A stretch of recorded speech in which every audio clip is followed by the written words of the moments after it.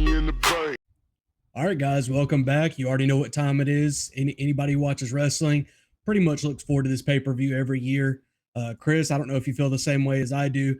I was actually not a fan of them making Money in the Bank its own standalone event. I actually liked it when it happened at WrestleMania. I thought that just kind of added to that showcase of the Immortals, but they didn't really ask my opinion when they made that decision. So we are here with Money in the Bank. Where does this rank as far as pay per views go for you in a year? No, I feel the same. I liked it at WrestleMania. I feel like if you wanted at WrestleMania, you kind of had the full wrestling season to figure out what you're going to do with it when you're going to cash it in, all the way up to the next WrestleMania. So I thought that made a lot of sense. But with it being such a big deal, I understand why they did this. But yeah, I'm kind of on your side on that one. I like it as a part of WrestleMania, not on its own thing. But here we are. We can't control that. So And it gives us something to talk about in June that we might not have had otherwise. So I sure. guess we'll jump right into it. We've only got 4 matches on the card. Yeah. Now we are recording this going into SmackDown the night before, so there is a chance that a fifth match gets added or even a sixth. But Mhm. don't kill us in the comments if that's the case. Like I said, we're filming this under the impression that there's only going to be 4 matches. Those are the only ones that were announced at the time of this recording. So we're just going to go off of that, talk about those 4 matches. And I guess we'll go ahead and start with the women's intercontinental championship match between current champion Lyra Valkyria. She is the inaugural champ, has held it, had a pretty decent run, had some really good matches, and is now facing Becky Lynch for a second consecutive title defense, if I'm not mistaken. Now they have added some stuff to this match. If Yeah. Becky Lynch wins, Mhm. then Lyra Valkyria is going to have to raise her arm and declare her the better woman. Mhm. I think it was said in a storyline context that when Lyra Valkyria defeated Becky Lynch down in NXT for the title, she had raised her arm then, so now she wants that favor returned.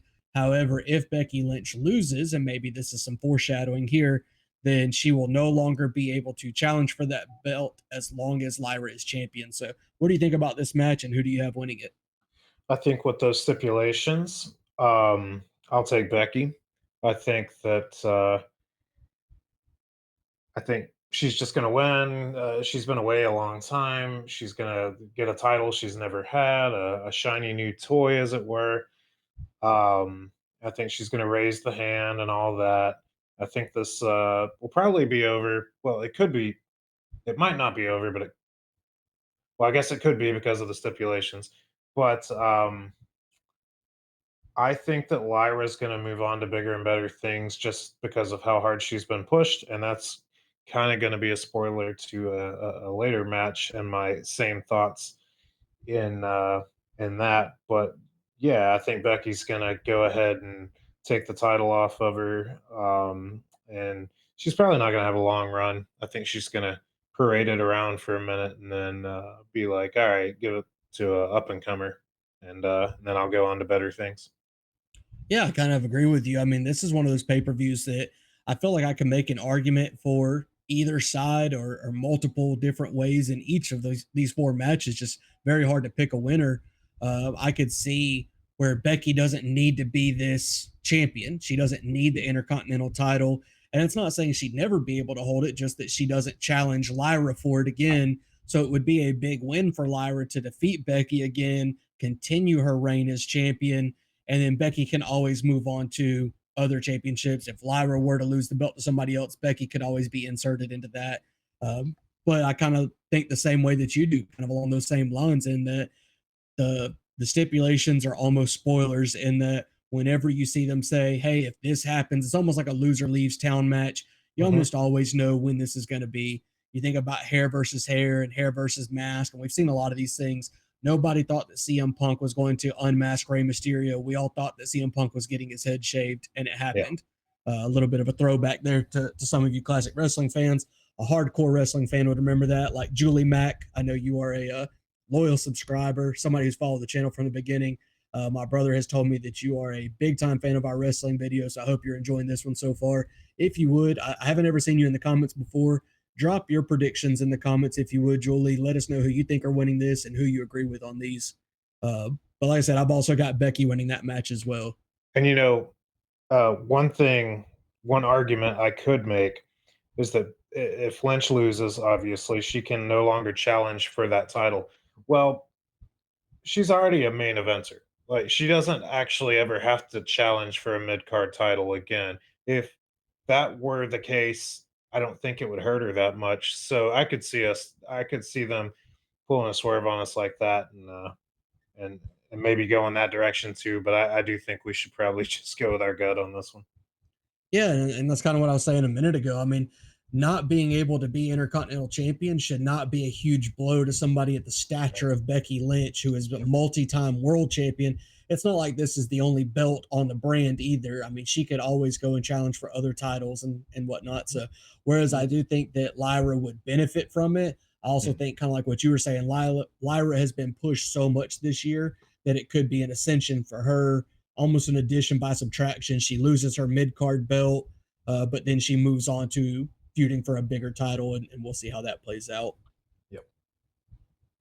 So the next match, I know this is one that you are not a big fan of, but I think we'll have a little bit of a discussion from. We've got a tag team match. It's Cody Rhodes teaming up with your favorite wrestler, Jey Uso, reigning world champion, Jey Uso. And they are taking on the tag team, a strange one of John Cena, the greatest of all time, and Logan Paul, probably not the greatest of all time. No, So I go don't ahead and love this. tell us the thoughts on this one. I don't love this, and we talked about this a little in text, but we'll go ahead and put it on the camera. I'm a big fan of back in the day and like my teenage years and stuff, where if you didn't have a great title match, you went ahead and put one on. So, say, let's just go ahead with like John Cena because he's been around since my teenage years, even. Let's say John Cena was the champion or something, and you had a low level pay per view like Backlash or something. Well, instead of leaving him completely off the card, I'd love to see a 10-minute match against the A Train or whatever, where you know that John Cena is going to retain, but you're like, ooh, the A Train could get him. There's a 1% chance, but I know that John Cena is going to win it. And the people in attendance, I think, probably appreciate that too, because they're like, we got to see a world title match. We knew A Train wasn't going to win, but we were entertained, if only for a brief moment. We gave the fans kind of a taste of our fighting champion. I know that's against the character of at least John Cena right now, but it's not against Jey Uso. In fact, he has something to prove. I think putting him in a short match would give him some credibility. I've not followed super closely, but I'm not sure I remember many defenses on his part to this point. So I think that having this tag match, I mean, if I had to pick somebody, I'd say probably John Cena and Logan Paul are gonna gonna win that one. I I'm not gonna be too thrilled for it. I'm gonna watch it, but it's just not my thing. We know there's a lot of room in the world of pro wrestling or sports entertainment, whatever you prefer to call it, as for somebody to play devil's advocate, and that's a Mhm. role that I like to play Yeah. a good bit. So if I was going to say the other side to this, I would say that the Money in the Bank pay per view should be centered around the Money in the Bank matches. The ladder matches are. And I think this is pretty common for what we've seen under the Triple H regime in this era of WWE is he does not want a lot of world title focus on the card. And I think it was a couple years ago, you had the Bloodline Civil War on Money in the Bank pay per view when Roman Reigns was the champion. There is a history of Triple H not having world title defenses on this specific pay per view because he wants the shine to be on those ladder matches. And to that, I understand. I also think that they did a good job in covering their bases for this one because they announced several weeks ago before there was ever even a qualifying match done, if I'm not mistaken, where Gunther said that he was going to get his rematch for Jey Uso's world championship the Monday after Money in the Bank. I think they said it was June 9th. That date might not be correct, but I think it's June 9th is Monday. And they said that is specifically the Monday after Money in the Bank. And so it was kind of an explanation long in advance before anybody said, why isn't Jey Uso defending the title at Money in the Bank? Well, it's because he's defending it 2 days later on Raw. So Mm. just kind of one of those things where looking back on it, I guess that makes sense. It does look very contrived in that they were covering it up. But neither here nor there. As far as the match itself goes, this is Cody Rhodes' first match back. I don't see him losing this. I think that Jey Uso also needs to be carried into a positive momentum going into his title defense against Gunther on Monday. So I have that team winning. I Hmm. don't think Cody Rhodes can lose. I don't think that Jey Uso needs to lose right now. I don't think Cena needs to lose either. But there No. is one person in this match that can very easily take this fall, and I think that that man is Logan Paul. Yeah. So I've got the face team winning this one. Uh, Again, not going to be a very good match. I don't think it's going to steal the show or anything like that. It's going to be not even really pushing a lot of storylines forward, but you will get some good Cody Cena interactions and all. And it does add some star power to the card on a night where there is a lot of focus on maybe who are the future stars possibly being born from these matches. A little knocking off the rust, I guess. Absolutely. Yeah. I mean, he's only got so many dates. I know a lot of people really wanted that match against CM Punk to take place here at this event. And obviously, we're not getting that, but it is what it is. And we're just taking what they give us at this point. So we've got our two ladder matches to talk about next. Which one do you want to do first? Ladies first, huh? Ladies first. What a gentleman. Look at that, everybody. Drop a like on the video for Chris being such a gentleman. Just going with the list here, so don't give me too much credit, guys. Hey, I tried. I Or tried. ladies, sorry. So just to kind of break down the participants, I'll list them off here for you. We've Sure. got a good mix of veterans and newcomers in here, which is refreshing to Yeah. see. So we've got Alexa Bliss, a personal favorite of both of ours. We've Yes. got Naomi, of course, Rhea Ripley, kind of a hot topic with her inclusion in this match, if you haven't seen. And then you've got the trio of Julia, Roxanne Perez, and Stephanie Vaquer, all very, very new to the main roster and finding themselves in this match. I could see this going so many different ways, even more so than the men's. I think there's a few options in the men's, but I could argue for any six of these ladies, any of the six winning this match. But I'm curious who you have winning. Well, I think Bliss is gonna be a heavy favorite, a heavy fan favorite, and I don't think it's gonna go that way. Um, so as I alluded to earlier, there are a few women who are really being pushed and really getting shot to the moon. And I think that if you're smart, and Triple H is smart a lot of the times, then you're going to strike when you have the momentum. And I think Stephanie Vaquer is going to win this just right off of her main roster debut. What better way than to say this is someone we really believe in? We brought her into the company after one pay per view match in AEW. We made her champion. We made her double champion, if I'm not mistaken. Mm-hmm. Then we brought her up to the main roster. Well, why would it stop now? Why not give her money in the bank and have everyone looking over their shoulder and have all the momentum on her? They just did it with Tiffy last year. And I I do see that happening, and I do think it's a great idea, and I don't know if there's anyone out there that should have an argument against that. Yeah, for sure. Like I said, there's not any one person in this match that I couldn't say this is why they should or shouldn't win. And I think my pick is going to surprise you because Yeah. obviously I would love to see Money in the Bliss or Alexa in the Bank or whatever you would call that. I think she's won it before and looked good with that white briefcase. So I mean, it would be cool to see her win it for a second time. I don't know if any woman has actually won it more than once, so that would be a unique distinction.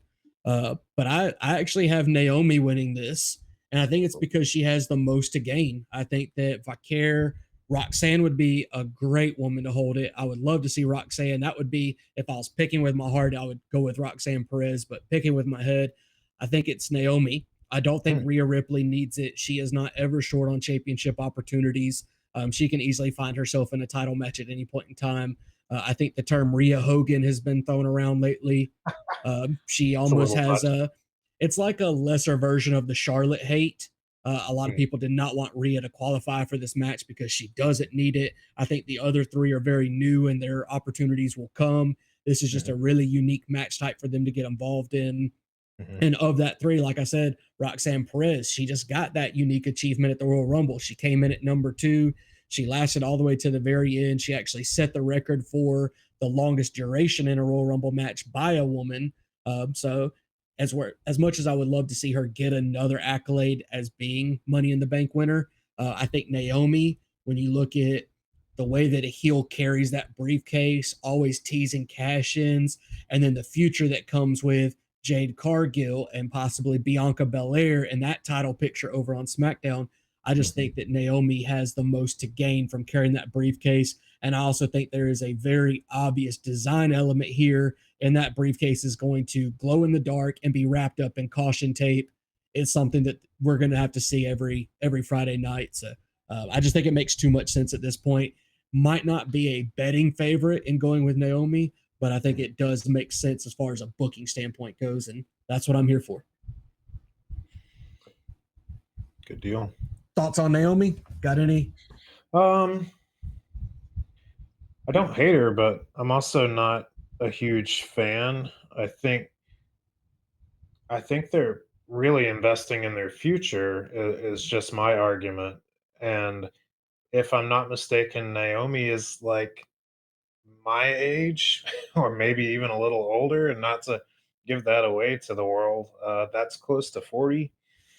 Um, Really close.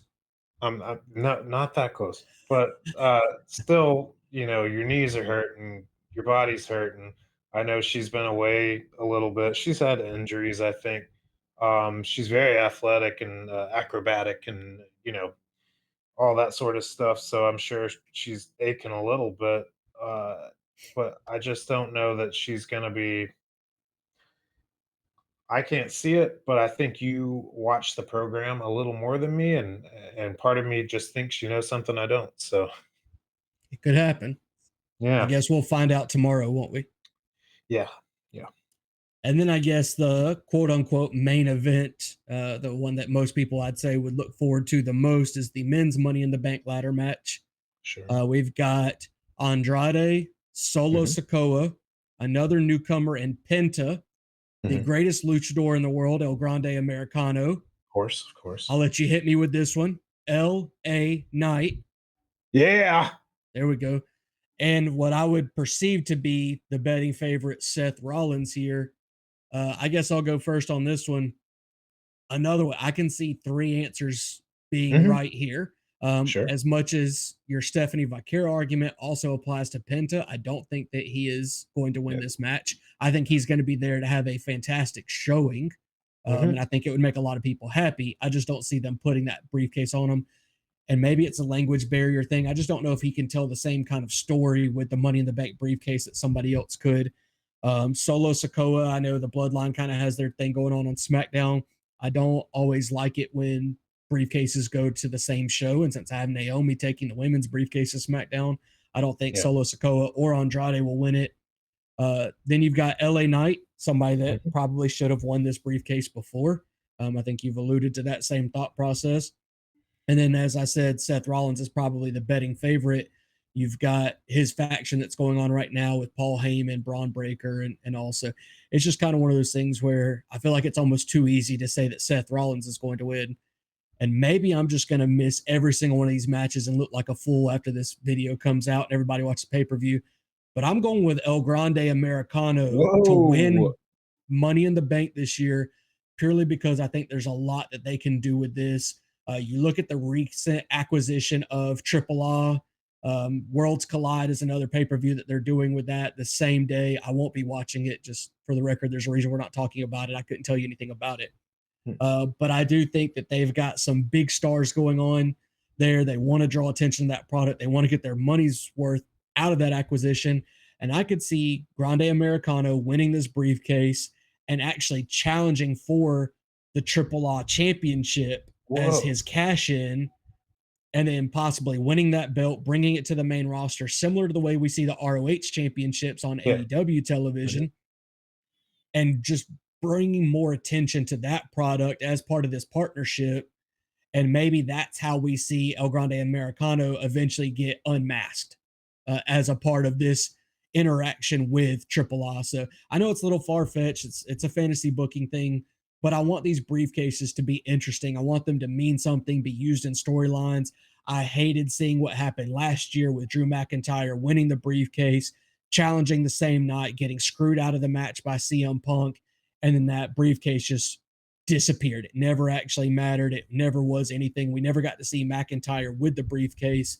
I was glad that we got what we got out of Tiffany Stratton. We needed Mhm. that polar opposite of what we got out of McIntyre. But Yeah. I want to see both these briefcases used in different ways. And it never hurts my feelings when they're carried around for a while and used to actually elevate stories and wrestlers. Yeah, I can see what you're saying there, but I do think that it is a little bit far out. If I was fantasy booking, I'm a big fan of Andrade, and I could see him actually doing the same thing, going after the triple A, as you called it. That's how it's Um, pronounced, man. I'm going to go with triple A, like the people that fix your car, I believe. Um, I could see him doing something like that, but I feel like that's more of me playing a video game type of thing where I've had Andrade being, let's say, AEW champion a couple times. Obviously, that can't happen in real life anymore. But I feel like I could make a case for a number of people too. I would say realistically, I don't think Andrade is going to win. I think he's there for some big spots, but Seth, LA, and Solo would be the three that I could see winning. Um, I feel like Solo's got enough going on to where he doesn't need the briefcase to elevate anything he's doing or make him feel more important. I think he'll honestly get some title matches at some point in his career. He doesn't really need this to do it. I- and as you alluded to, and I think we said it off camera, is that LA Knight should have probably won this a few years ago. And I think he's going to win it now. And I think, if nothing more than how he can just bust out his finisher out of nowhere, kind of like Randy Orton, then it would just be great for someone to be a little down and him to just cash in, just be like kick, bam, head in the mat, you're done, and then new champion. And I don't think, and I know he's a little, I know not to harp on the age thing. I know he's a little bit older. That was something that people have mentioned a lot, that he was a well-established guy before he even got there. And that Hmm. if they want to pull the trigger on him being a champion, they need to hurry up. Kind of like, I think he's close to AJ Styles' age, maybe just a little bit younger. I think they need to go ahead and pull the trigger, and I think this is a perfect chance. So I will take LA Knight if I'm pressed to make a formal prediction. And I think a lot of times with these matches, you almost look at who do I see being a future world champion, and maybe WWE is reinventing the wheel enough that we shouldn't think in that lens because obviously Seth Rollins has everything that he needs around him already to be in the world title discussion, and surely the briefcase adds to that. He talks about how he's going to save the wrestling industry and all of that stuff, and he's taking it over. And obviously, the briefcase would give him a lot of power to dictate a championship match at any moment's notice. I could see it playing into that storyline well. I'm just not sure that he really needs it. I mean, that's promo material. It doesn't necessarily have to be what really happens. But Mhm, I could also see something really interesting happen. Say Solo Sokoa does win the briefcase. mhm. What's stopping him from cashing in not on a world champion, but on Jacob Fatu for the United States Championship? There has been a lot of dissension between them, a lot of trying to one upsmanship, and Solo trying to take credit for his accomplishments because he brought him into the WWE. And I could see the briefcase almost being inserting into that, specific storyline as a way of turning Jacob Fatu face, letting Solo Sokoa wrong him in a way that we've never seen before, and really, firing up that feud going into SummerSlam, maybe. Well, I think they've shot for the mid card a few times, and I don't think it was received very well. So I don't know if they're going to go back to it. I do think what you're alluding to is gonna happen kinda naturally, though. I don't think Yeah. you have to involve the briefcase here. Well, I mean, by that same token, everything that happened with Drew McIntyre and CM Punk didn't need the briefcase either, and that was my big complaint last year. It was a waste of it. I think what anybody who watches this video will take from my specific points in this is that I want the briefcases to matter. I want them to be used in interesting ways, and I want them to be part of storylines, not just an ends to the means. I just don't want. I mean, Damian Priest had a really good run with the belt Mhm. after he cashed in at WrestleMania. It really surprised a lot of people, myself included. But I Yep. never really liked him carrying the briefcase because it never seemed like it was a part of a storyline. It didn't really elevate him until he became champion. Whereas with Edge and The Miz and even Mr. Kennedy to a smaller extent, we Ugh, saw people's identities change a little bit when they had this briefcase, that opportunist mindset. And so I'm looking for superstars who will utilize that in a new and exciting way. So maybe that's where my head goes a little too much and conventional wisdom will win out.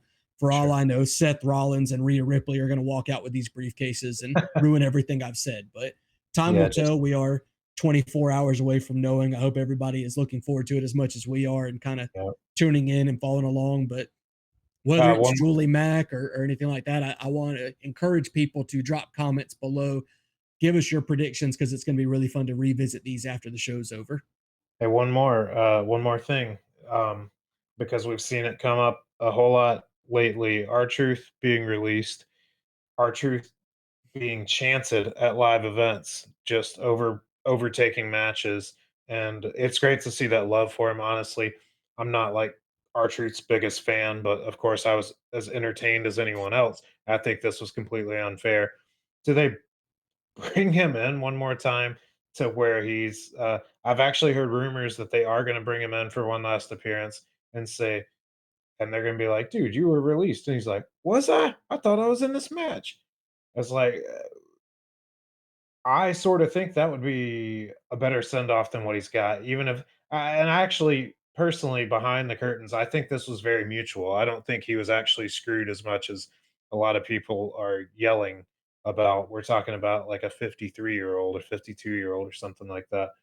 I don't think he was really just stabbed in the back, but I think giving him a send off in character would be a good thing to pull the trigger on right now if you had one more date out of him.